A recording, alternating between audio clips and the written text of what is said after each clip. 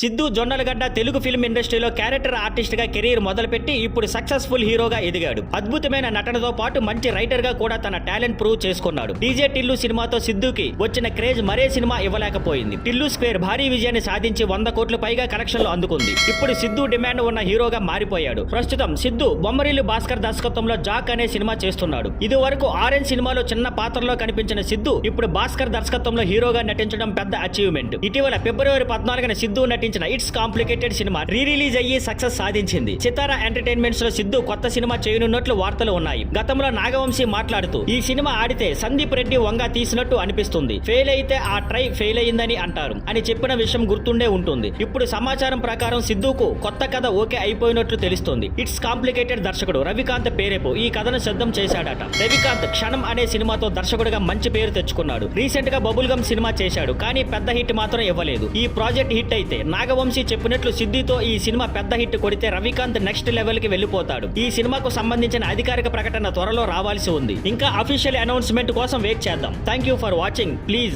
Like, share and subscribe.